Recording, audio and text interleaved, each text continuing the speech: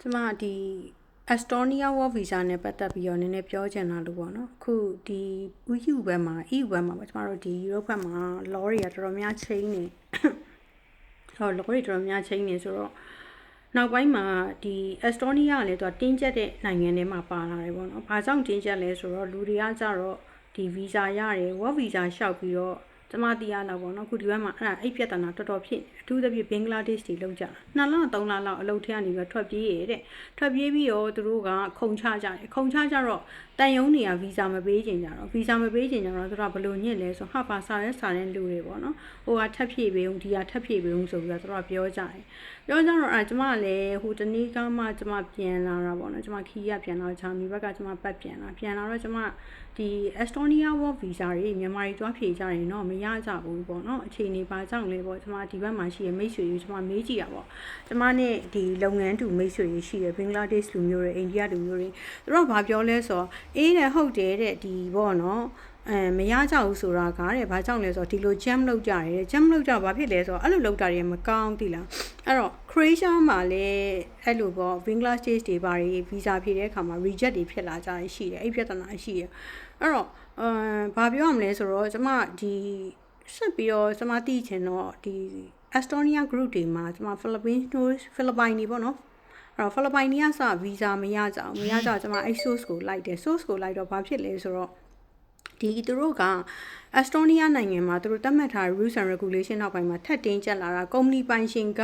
သူတို့စိတ်ထဲမှာဒီကုမ္ပဏီကသူတို့အတွက် credible မဖြစ်ဘူးဆိုလို့ရှိရင်အစိုးရအဲ့ကုမ္ပဏီနဲ့ပတ်သက်တဲ့ဝန်ထမ်းတွေ work visa မပေးဘူးเนาะဒီလူတယောက်ဒီကုမ္ပဏီ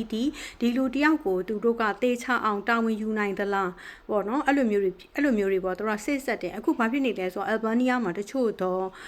့လူတွေဒုက္ခရောက်နေလို့ပေါ့အလုပ်ရှင်ကအလုပ်သမားကိုတေချဂီယူမဆိုင်ဘူးဂီယူမဆိုင်တော့အဲ့တော့ဟိုနောက်ပိုင်းမှာအလုပ်သမားတွေကို TRC ကတ်ထုတ်မပေးတာတွေဘာပြဿနာတွေရှိတယ်အဲ့ဒီပြဿနာရှိတဲ့အတွက်ပေါ့နော်အဲ့တော့ဟိုအဲ့ Albania လိုမျိုးပဲတို့ကလည်း Estonia လည်းအဲ့လိုမျိုးတို့နာမည်ပြတ်ထွက်မှာကြောက်တယ်ကွာနာမည်ပြတ်ထွက်မှာကြောက်တဲ့အတွက်တို့ကကြိုပြီးတော့ကြိုကန်ထားလိုက်တဲ့သဘောပေါ့အဲ့တော့တို့ကဒီ company ဒီcustomer အတွက်မခိုင်မာဘူးဒီအလုပ်သမားတယောက်ကဒီ company မှာသွားလုပ်ဖို့အတွက်ကိုအရေးချင်းမတင်တော်ဘူးစသဖြင့်တို့ဆုံးဖြတ်တယ်ပေါ့ဆုံးဖြတ်ပြီးလို့ရှိရင်တို့ကအဲ့လူကို visa မပေးချင်ဘူးဆိုရင်အကြောင်းပြချက်တစ်ခုခုနဲ့ရစ်တာပေါ့နော်ဘယ်စာရွက်မရှိလို့ညာစာရွက်မရှိလို့သွားပြန်ယူပါအောင်ဆိုပြီးတော့အချက်တွေနဲ့တို့ကလုတ်တယ်တဲ့ဆိုတော့ဒါကျွန်မပြန်ကြားတဲ့ information ပေါ့နော်ဒါ update information ပေါ့အဲ့တော့ပြောရမယ်ဆိုလို့ရှိရင်လည်းဟုတ်တယ်ယူရိုမှာနောက်ပိုင်းတော်တော်တင်းကျပ်လာကြတယ်ဘာလို့ဆိုတော့လူတွေကလည်းဒီဘက်မှာနေရဖို့အတွက်ကိုရတဲ့ visa နဲ့ပဲတို့ရပါ visa နဲ့ပဲငါတို့နေရဆိုပြီးတော့ကွာတို့ကနေကြတယ်ပေါ့အဲ့တော့ဟိုခုနောက်ပိုင်းမှာကိုရီးယားလည်းမြန်မာတွေဘက်ကလည်းပါနှက်ဖို့လိုတာလေကျမတို့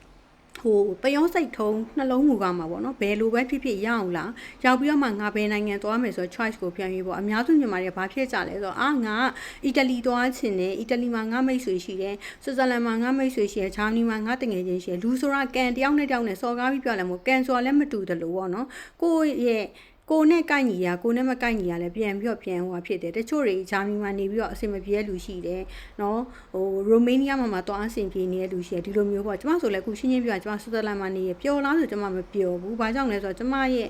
့ကျမရဲ့အလုံးနဲ့ဒီမှာနဲ့ကျမဘလို့မအဆင်မပြေနေရပါတော့ကျမသမီးရဲ့ education ကြောင့်လည်းကျမချိန်မှီပြီးတော့နေရတယ်ကျမ work from home ပုံစံမျိုးနဲ့ပဲကျမအလုပ်လုပ်နေရတယ်ကျမရဲ့ဒီမြန်မာပြည်အလုပ်တွေကျမလှမ်းပြီးတော့ဒီကနေ management လှမ်းလုပ်နေရတဲ့သဘောတရားတစ်ခုပဲရှိတယ်အဲ့တော့ကျမ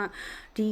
visa နဲ့ပတ်သက်ပြီးတော့ဆိုလို့ရှိရင်ကျမလုပ်ပေးရပေါ့နော်အဲ့တော့မနေ့ကဆိုလို့ရှိရင်လည်းကျမဒီပို့လိုက်တဲ့အကိုတယောက်ဆိုရင် Albania ကိုရောက်သွားတယ်သူကဆိုလို့ရှိရင်သူတထေရောက်ပထမရက်မှာပဲအလုပ်ချိန်73နာရီလောက်လုပ်ရတယ်ဆိုရင်ကျမကို complain လာတယ် complain လာကျမချက်ချင်းပဲ agent ဘက်ကိုကျမဆက်ပြီးတော့ပြောပြရဘာလို့ဒီလိုမျိုးငါလူရဖြစ်တာကျမဘာလို့လဲဆိုတော့ကျမလုပ်ပေးတဲ့သူတွေနဲ့ပတ်သက်ပြီးကျမအမှားယွင်းတစ်ချက်မှမခံကိုယ့်ရဲ့ customer ကိုစိတ်ချမ်းသာဖို့ပျော်ဖို့အရေးကြီးကျမတို့အားလုံးကဘယ်လိုပြောရမလဲလူတိုင်းကကျမတို့ကမိသားစုအတွက်အလုပ်လုပ်နေကြတာကိုယ့်ရဲ့အပျော်ရွှင်ရေးကိုယ့်ရဲ့တာယာရေးအတွက်လုပ်တဲ့လူကတော့ကျမ forget it သူတို့မပြောချင်ဘူးเนาะကိုယ့်ရဲ့ရှေ့သွားမဲ့ future plan ကိုယ့်ရဲ့ goals တွေကိုယ့်ရဲ့မိသားစုအတွက်တွေသွားမဲ့သူအတွက်တွေဆိုလို့ရှိရင်တော့ကျမတည်တည်ချာချာသူတို့ရဲ့လိုအပ်ချက်တွေကဘာလဲเนาะအဲ့တော့ agent နဲ့ကိုကဘယ်လိုလုပ်ရမလဲ agent ကိုလည်းဘယ်လိုလုပ်ပေးတင်တယ်ဆိုတဲ့အကြောင်းကိုကျမကိုယ်တိုင်က agent ကိုကျမfight လုပ်ပြီးတော့ against လုပ်ပြီးတော့ကျွန်မပြောပေးတာကျွန်မရဲ့ customer တွေအတွက်ပေါ့နော်ဒီလိုမျိုးရှိတယ်အဲ့တော့ကိုရီးယား နောက်ပိုင်းမှာဆိုလို့ရှိရင်မြန်မာတွေဘူဂေးရီးယားကိုရတယ်ဆိုရင်ဘူဂေးရီးယားကို try သေးတယ်ဟာဘူဂေးရီးယားတော့လာစာ900ပဲနည်းလိုက်တာဘယ်နိုင်ငံလာစာ900ပဲနေကိုကသွားကျင်နေဆိုလို့ရှိရင်တော့ပထမတစ်နေ့ကိုဒုက္ခခံငါဒီလောက်ရမှသွားမယ်ဆိုစိတ်မျိုးတော့လုံးဝမမွေးနဲ့အဆင်မပြေဘူးအဲ့တော့အခုကျွန်မလေ့လာကြည့်ရတဲ့လောက်ကဆိုခုဒီဘက်မှာယူရိုဘက်မှာဖြစ်ပျက်နေတဲ့ပြဿနာတွေမှာဆိုလို့ရှိရင် Estonia နဲ့ Croatia အရန်တင်းကျပ်လာတယ်။ဘာကြောင့်လဲဆိုတော့ Croatia မှာနော်အဲ့တော့ဘင်္ဂလားဒေ့ရှ်တွေ jam လုပ်လိုက်တဲ့ကိစ္စတော်တော်ချင်းနေဆိုးဝါးတယ်ဆိုးဝါးဖြစ်တဲ့အတွက် Croatia အစိုးရကသူကအိန္ဒိယကိုဘင်္ဂလားဒေ့ရှ်ကိုသူကအရန်ကိုပေါ့နော် against တွေလုပ်တယ်interview work visa ဖြည့်ပြီးလို့ရှိရင်အောင်မပေးဘူးပေါ့နော်အဲ့ဒါမျိုးတွေဖြစ်လာတယ်အဲ့တော့ကိုရီလည်းသွားမယ်ဆိုလို့ရှိရင်ကိုယ့်ရဲ့စိတ်ကိုတေချာပြင်ဆင်ထားရိုးသားသားနဲ့ဖြည့်ပေါ့နော်နောက်ခုကျတော့တန်ယုံမှာခုနောက်ပိုင်းမှာအရန် restate ဖြစ်လာတာ insurance policy တွေပြောင်းလာတယ်ဒီလား insurance policy မှာသူတို့သတ်မှတ်ထားတဲ့range ကဘယ်လောက်ကနေဘယ်လောက်အတွင်းပေါ့နော်အဲ့ဒီဟာကိုတေချာစစ်နောက်ပြီးလို့ရှိရင် bank statement ပေါ့နော် bank statement ဆိုလို့ရှိရင်သူတို့သတ်မှတ်ထားတဲ့ဟာ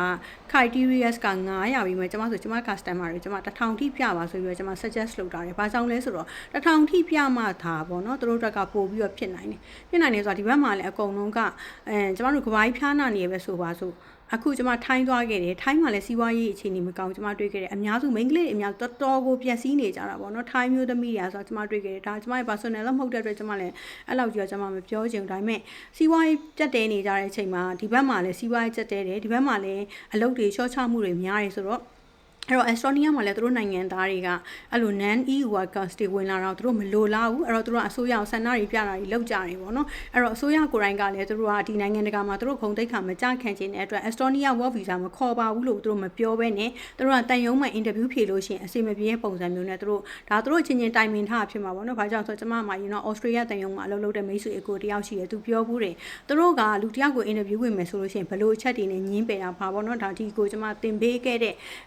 အဲ့ဒီအကိုကျော်ထင်းရဲ့ကျေးဇူးလည်းကျွန်မမှာရှိရပေါ့ပြောရမယ်ဆိုလို့ရှိရင်ကျွန်မကလည်းအလုပ်တစ်ခုလုပ်မယ်ဆိုလို့ရှိရင်ကျွန်မမိတ်ဆွေတွေတိုင်ပင်နေကျွန်မဒီ visa လောကမှာကျွန်မမိတ်ဆွေတွေရှိတယ်ပေါ့နော်အခုဒီမှာလည်းကျွန်မတခြားနိုင်ငံသားမိတ်ဆွေတွေကိုကျွန်မမေးမြန်းနေစုံစမ်းနေပေါ့နော်အဲ့တော့ဒါဆိုရင်ဖြစ်နိုင်တယ်ဒါဆိုရင်မဖြစ်နိုင်ရှင်းရှင်းပြောလို့ရှိရင်ကျွန်မတို့ဒီ work visa လုပ်တဲ့သူတွေကဒါတဲ့ပုံမှာဒီချိန်မှာဒါတန်းရှိရဲ့ကျိုးတစ်ခုပေါ်မှာလမ်းလျှောက်နေရတဲ့သူလိုပဲဘယ်ရောက်ပုံသေးဆိုတာကျွန်တော်တို့တွက်လို့မရဘူးအဲ့တော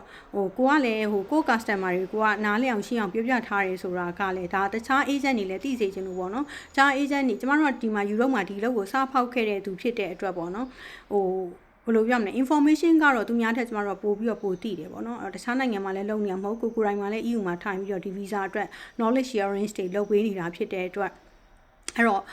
့ဘယ်ဟာမှားနိုင်လဲဘယ်ဟာမှန်နိုင်လဲပေါ့နော်အဲ့လိုမျိုးအနေထားမျိုးတွေအစရှိရ risk တွေကအရင်ယူလို့မရဘူးလားဘာလို့ဆိုတော့ကျမတို့ကိုယ်တိုင်ကဒီ risk တွေနဲ့ပတ်သက်ပြီးတော့တော်တော်များများပေါ့နော်ကြုံခဲ့ပြီးသွားပြီပေါ့နော်ငွေတွေရောခဲ့ရတာလဲဒေါ်လာတွေမနှဲမနှောပဲအဲ့လိုပဲကျမမိတ်ဆွေဘင်္ဂလားဒေ့ရှ်တွေအိန္ဒိယကုမ္ပဏီပိုင်ရှင်တထေးတွေဒူဘိုင်းကတထေးတွေကိုယ်တိုင်လည်းအဲ့လိုပဲသူတို့တွေဆိုဒေါ်လာ9000ဒေါ်လာ3ချီရောခဲ့ရဘူးလေရောခဲ့ရဘူးတဲ့အတွက်ဘာဖြစ်ဆိုတော့အားလုံးကနောက်ပိုင်းမှာဘာဖြစ်လာလဲဆိုတော့တူတူကို risk ကိုအရန်မယူတော့လူတယောက်ကိုစလို့ကျ okay လားအဲ့လူအဆင်ပြေလားအဆင်ပြေမှနောက်လူလွှတ်မယ်ဒါမှမဟုတ်အဲ့နောက်လူလွှတ်နေနေ9ရောက်6လောက်ကြာမှ jam ဖြစ်သွားတဲ့လူမျိုးတွေလည်းရှိနိုင်တယ်အဲ့တော့သူတို့ဘာလဲဆိုတော့နောက်ထပ် country တခုပြန်ပြီးတော့ change ပြရတယ်ဒါကျမတို့ဒီဘက်ကဒီဘက်မှာပေါ့နော်ကျမတို့ချိတ်ဆက်ထားတဲ့ agency ကိုယ်တိုင်ကဒီလိုပဲသူတို့ပြောတယ်ငါတို့ကဒီလူကိုငါတို့ try ကြည့်မယ် try လို့မှ in case of ဒီလူက visa မရခဲ့ရင်သူတို့ကို